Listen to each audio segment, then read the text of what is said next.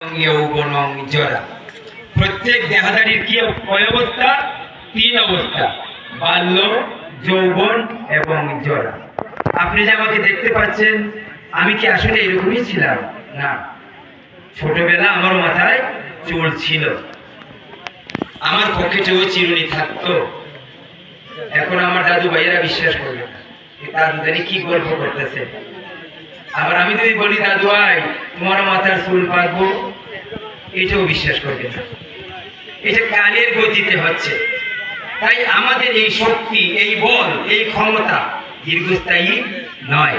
আমরা এই বলের দ্বারা আমরা যদি কাউকে কষ্ট দেই, দুঃখ দেই, ভগবান কিন্তু আমাদের ইষ্ট চায়। তাই আমাদের প্রত্যেকের উচিত এটা বুঝে নেওয়া। আমরা শ্রীমদ ভগবত গীতার এই দ্বিতীয় অধ্যায়ের মধ্যে যেটা আমরা দেখি, এখানে আত্মতত্ত্ব সম্পর্কীয় কথাই বলা হয়েছে। খাসার ভেতর অচিন পাখি কেমনে আসে যায়, তারে ধরতে পারলে মনোবেরি দিতাম পাখির পায়। সাধক লালন এইভাবে ভগবতীয় যে তত্ত্ব, এটা তিনি গানের মাধ্যমে প্রকাশ করেছেন। বাড়ির পাশে আরশিনগর, সে তাই এক পড়শি বসত করে, আমি একদিনও না দেখলাম তার। তাহলে আমার মধ্যে যে কে আছিল, কে, এটা কিন্তু আমি কখনো দেখতে পাই নাই।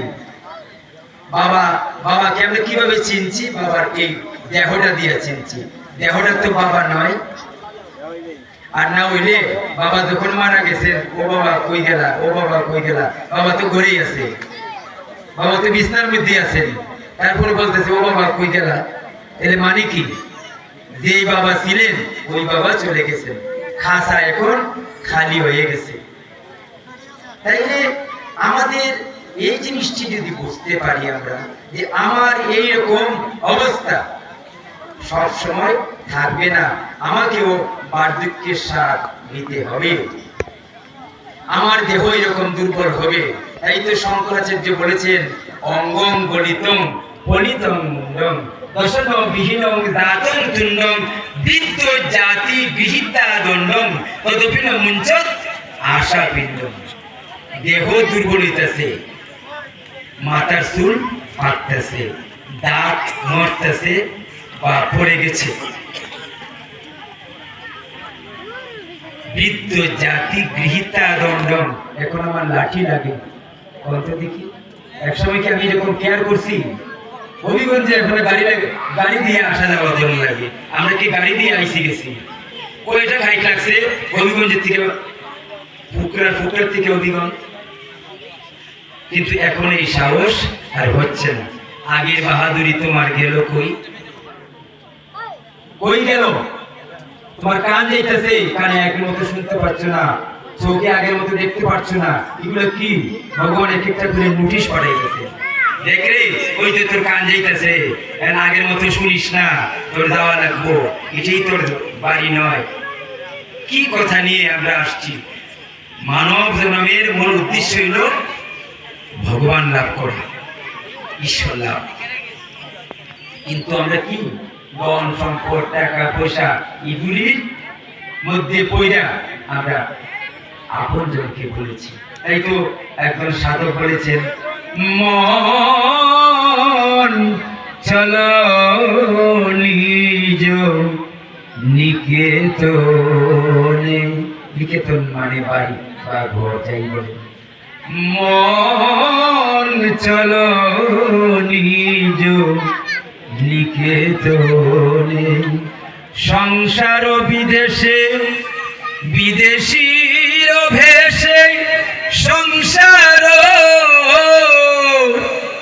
বিদেশে বিদেশীর ভেষে, ভ্রম কেন অকারণে। চলো নিজ নিকেতনে, মন চলো নিজ নিকেতনে। অমন নিজের বাড়ি চল। বিষয় পঞ্চক আর ভূতগণ সকলই তোর পর, কেহ নয় আপন। আর বিষয় পঞ্চক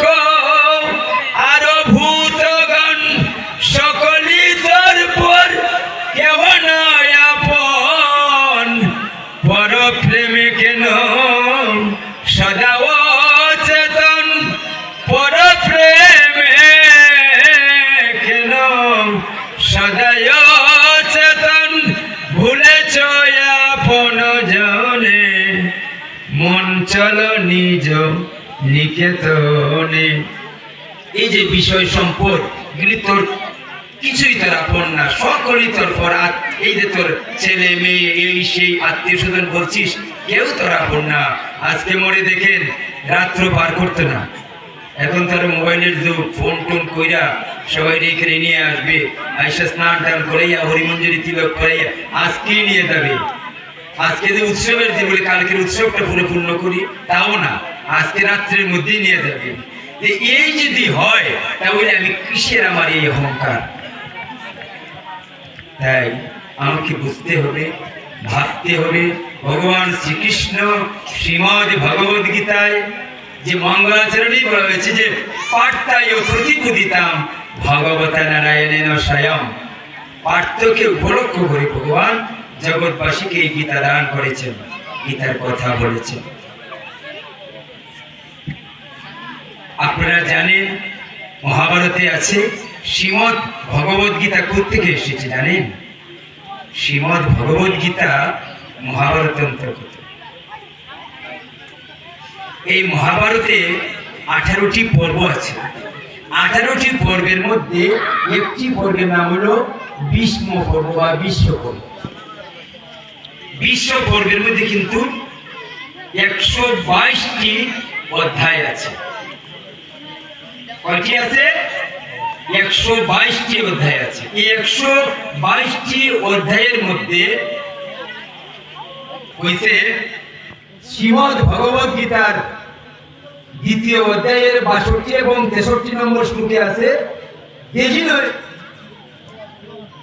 কি বলা হয়েছে যে ধ্যেয়ত বিষয়াং পুংস সংগস্তেষু উপদায়তে সংঘাত সংজায়তে কাম কামাৎ ক্রুধ বিদায়তে ক্রুধাৎ ভবতি সম্মোহ সম্মোহ স্থিতি বিভ্রম স্থিতি ভ্রংসাৎ বুদ্ধিনাশ বুদ্ধিনাশাৎ প্রণশ্যতি। 62 এবং 63 নম্বর শ্লোকে পড়বেন কি বিষয় চিন্তা করতে করতে। বিষয় চিন্তা কি? ধন সম্পদ, টাকা পয়সা, বাড়ি গাড়ি, এইসব। তাহলে বিষয় চিন্তা করতে করতে বিষয়ের প্রতি আসক্তি আসে। আসক্তি থেকে কামনা সৃষ্টি হয়। কামনা বাধা পাইলে ক্রোধের সৃষ্টি হয়। আমি যদি একটি জমি কিনতে চাই আর যদি আরেকজন শুনি যে আরেকজনে গিয়ে দাম করে, তখনই তার প্রতি আমার ক্রোধ আসবে। কখন আসে? কামনা বাধা পাইলে। আমার ইচ্ছা আমি ওই জমিটা কিনতাম, আমার ইচ্ছা এই জায়গাটা কিনতাম, আরেকজন দাম করে। এমনকি বাজারে গিয়া আমি একটা ছোট্ট কিছু লাউ কিনতাম, যদি আমি দাম করি আরেকজনে দাম করে, এই সমস্যা। আমি বাচ্চারা করে আমি স্কুলে যাও, ওই না আজকে যাইতাম না, কেনে যাইতাই না। রাগের জন্ম কোথেকে হয় দেখেন? কামনা বাধা পাইলে রাগের সৃষ্টি হয়। এখানে যারা আপনারা আসছেন দেখলে মনে হয় আপনাদের কোনো রাগ টাগ নাই, রূপপুরার মানুষ কোনো রাগ করে না। বা আরো যারা যারা এখানে আত্মীয় স্বজন আইসেন কারোর মধ্যে কোনো রাগ নাই। আসলে কি তাই? বলে তো ভালো, কিন্তু না, রাগ আছে। এর ভেতরে দুইটা সত্তা আছে, শুভ অশুভ, দুর্গা এবং অশুভ। অশুভ যখন জায়গায় উঠে 5 জন 2 আটকাইতে পারে না। তাইলে আমি একটা মানুষ, আমি এখানে বসছি, আমি কথা শুনছি, আপনার চেহারা দেখলে মনে হইতে যে শান্ত সৌম্য ভাব, হ্যাঁ, গোবিন্দের কৃপা হয়েছে আপনার, কিন্তু ওই চেহারাটাও একসময় নষ্ট হয়ে যায়। আমি তো এরকম মাঝে মাঝে পাঠের মধ্যে বলি, মায়েদেরই বিশেষ করে বলি, ও মা, দুর্গা মূর্তি দেখছো, ওষুধ দেখছো, মাটির ওষুধ দেখছো, হ্যাঁ, ফটোর ওষুধ দেখছো, দিতা ওষুধ দেখছো নিগো? এরকম না না, দিতা ওষুধ দেখছি না।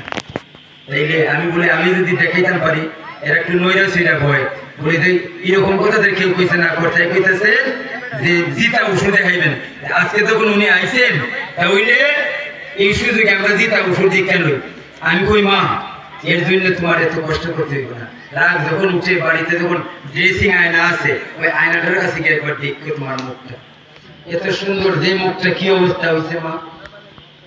আবার তোমাদের যদি ওই যে খেয়ালের আছে না, যে মনে করে তোমার মনোদ্রা আছে, এরা ইচ্ছে করে পড়ে যখন বৌদি যখন রাগ করে, এখন তো অ্যান্ড্রয়েড ফোন ঘরে ঘরে, একটা স্ন্যাপ দিয়ে রাখো।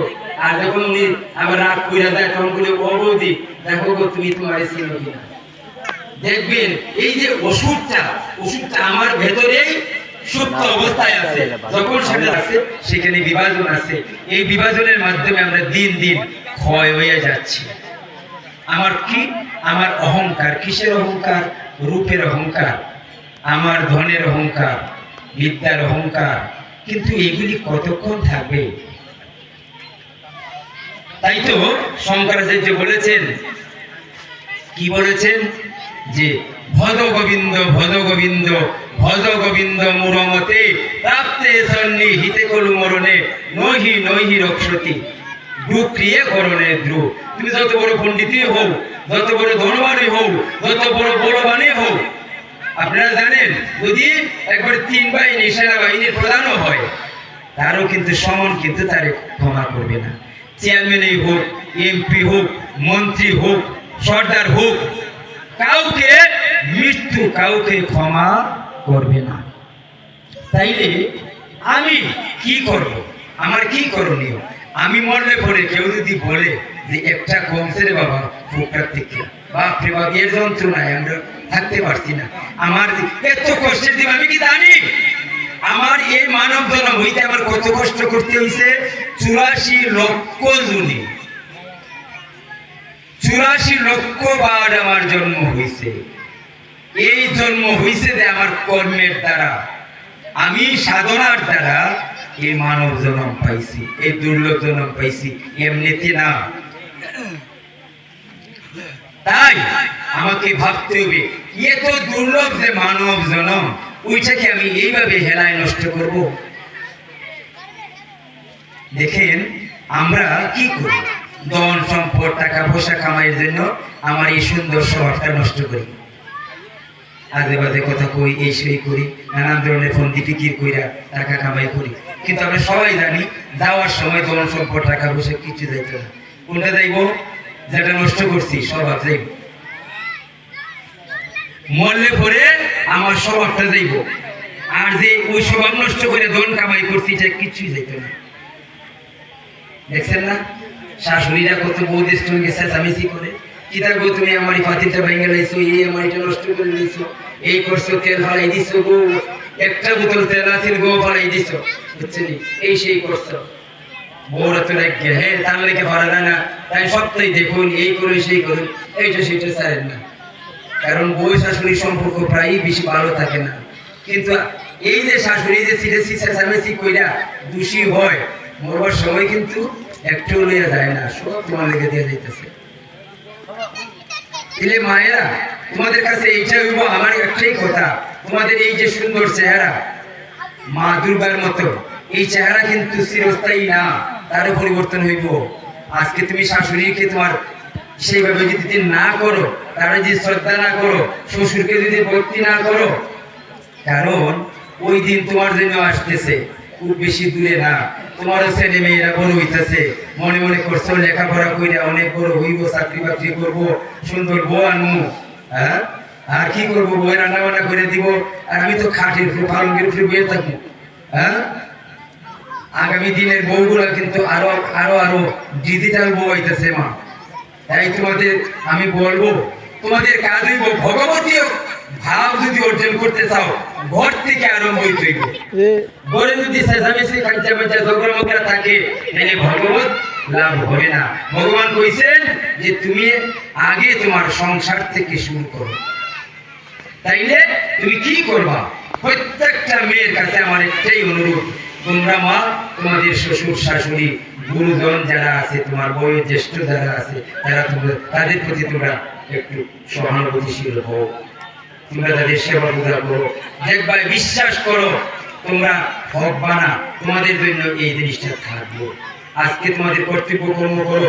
যদি ছেলে মেয়ে দেখে যে আমার বাবায় আমার মায় তার বাবা মাকে যত্নার্থী করে, তাহলে হেও শিখবো, হেও শিখবো। আর যদি আমরা মা বাবার প্রতি দুর্ব্যবহার করি, তাহলে এটাও সে শিখবো। এটা কিন্তু ঘুরে আসবে আমাদের কাছে। তাইলে আমরা এই ভগবতীয় যে পথে আমাদের যাওয়া, এর জন্য আমাদের কাজ হইল আমরা যেন প্রত্যেকটা ঘরকে স্বর্গময় করতে পারি। ভগবানের কৃপা না হইলে কোনো অবস্থায় সম্ভব না।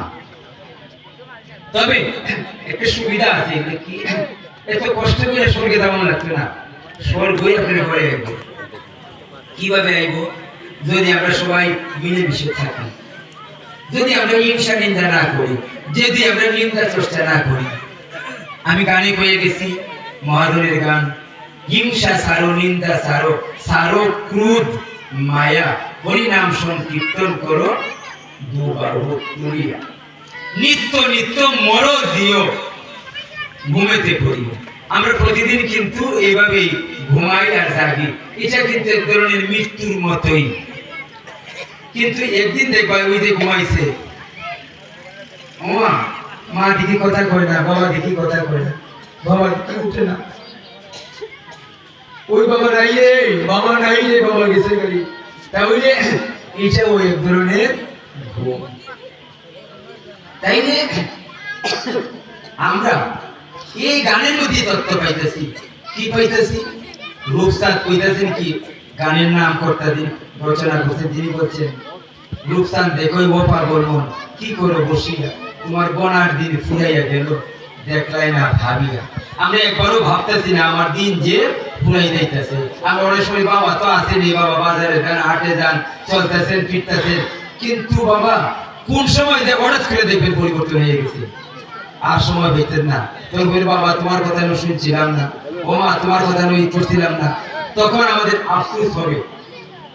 তাইলে আমরা আমাদের সংসারটাকে আমরা যেন সুন্দর করতে পারি, আমাদের সংসারটাকে আমরা যেন সুখময় করতে পারি, তাইলেই ভগবান আমাদের প্রতি সুপ্রসন্ন হবে।